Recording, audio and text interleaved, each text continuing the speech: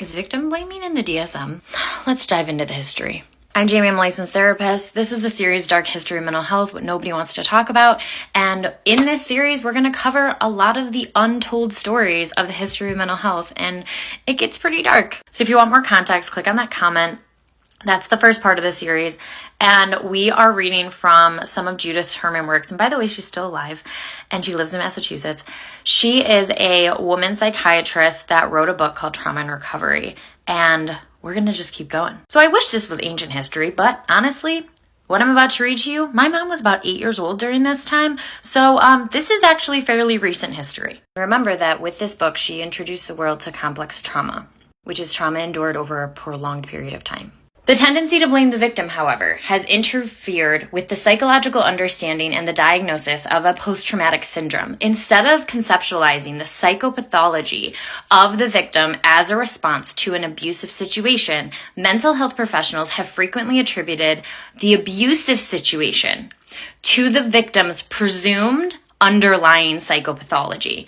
An egregious example of this sort of thinking is the 1964 study of battered women entitled The Wife Beater's Wife. The researchers who had originally sought to study batterers found that the men would not talk to them. They thereupon redirected their attention to the more cooperative battered women, who they found to be castrating, frigid, aggressive, indecisive, and passive. They concluded that marital violence fulfilled these women's masochistic needs.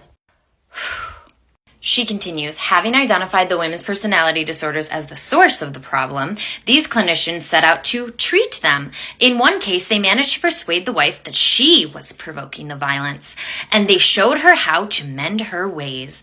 When she no longer sought help from her teenage son to protect herself from beatings and no longer refused to submit to sex on demand, even when her husband was drunk and aggressive, her treatment was judged a success. Why is this relevant? Just like the first video, let's go back to the 80s. So these dudes try to fight masochistic personality disorder to try to get in the DSM. That one doesn't make it in, but self-defeating personality disorder does. It's found as a descriptor in other personality disorders in the DSM-3.